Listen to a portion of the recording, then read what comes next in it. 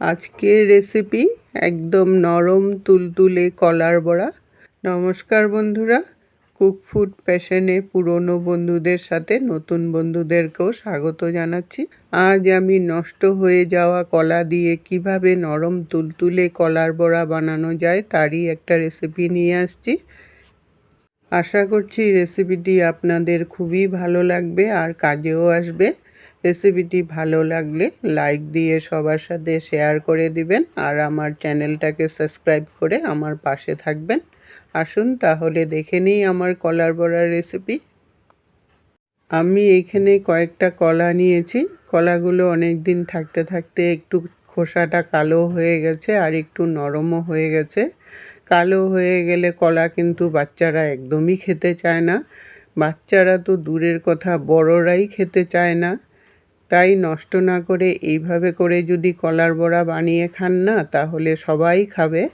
কলাগুলোকে ছুলে আমি এখন একটা বাটির মধ্যে নিয়ে নেব। ছোটোবেলায় মাকে দেখতাম এইভাবে করে কলার বড়া বানাতো। বাড়িতে একসময় খুবই কলা আসতো, তখন একসঙ্গে বেশি কলা আসলে দেখবেন আস্তে আস্তে নষ্ট হতে থাকে। তখন ওই নষ্ট না করে কলাগুলোকে এইভাবে বড়া বানিয়ে নিত আর সবাই খেয়ে নিত আনন্দ সহকারে। সব কলাগুলোকে ছুলে নিলাম। এখন একটা আমি গ্রেটার নিয়েছি, গ্রেটার দিয়ে কলাগুলোকে গ্রেট করে দেব, তাহলে পেস্টটা স্মুথ হবে। আপনারা এই কাজটা কিন্তু হাত দিয়ে চটকিয়েও করতে পারেন। হাত দিয়ে চটকিয়ে করলে একটু দানা দানা ভাব থেকেই যায়। দানা দানা ভাব থাকলে কলার বড়াগুলো কিন্তু সুন্দর ফুলবে না। তাই ব্যাটারটা যদি স্মুথ হয় তাহলে বড়াগুলোও নরম হবে আর একদম ফুলা ফুলা হবে। কলার বড়া বানাতে গেলে পেস্টটা কিন্তু বেশিক্ষণ রাখবেন না, তাহলে কালো হয়ে যাবে। কালো হয়ে গেলে বাচ্চারা খাওয়ার তো দূরের কথা, বড়রাও কিন্তু খাবে না। তাই তাড়াতাড়ি করে এইভাবে পেস্ট বানিয়ে সঙ্গে যা যা মেশানোর মিশিয়ে সঙ্গে সঙ্গে বড়াগুলো বানিয়ে নেবেন। তাহলে আর বুঝতেই পারবেন না কলাগুলো কালো হয়েছিল না কি হয়েছিল। সব পেস্ট করে নিলাম। এখন এই পেস্টটার মধ্যে স্বাদ অনুসারে একটু নুন দিয়ে দিলাম।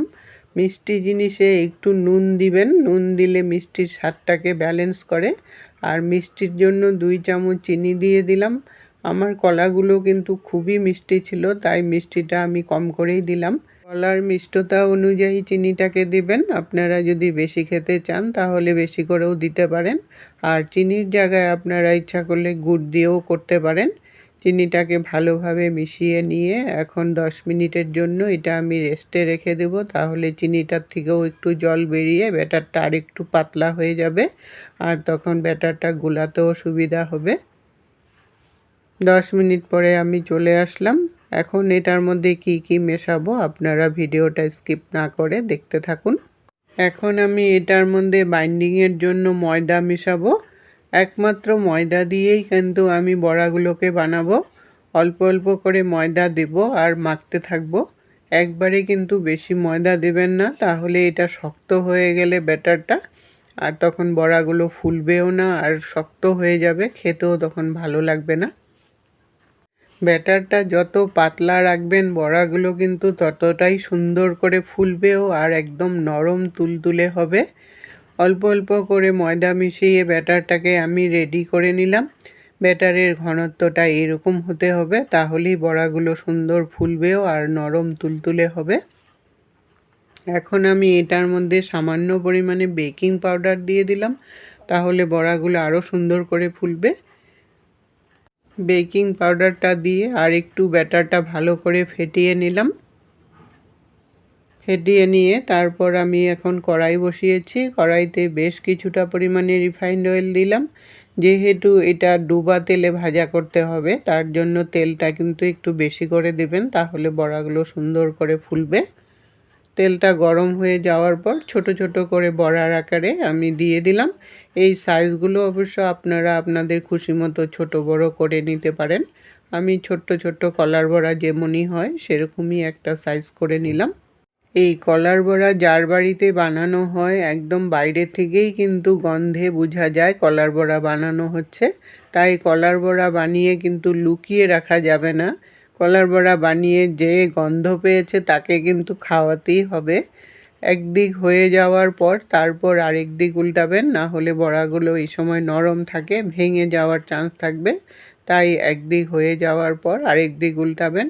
যদি বড়াগুলো একটার গায়ে আরেকটা লেগেও যায় কোনো ব্যাপার না, আস্তে আস্তে হতে হতে এটা ছেড়েও যাবে। বড়াগুলো উল্টিয়ে পাল্টিয়ে হালকা লাল না হওয়া পর্যন্ত একটু ভাজা করবেন, তাহলে উপরটা একটু ক্রিস্পি ক্রিস্পি হবে আর তখন খেতেও ভালো লাগবে।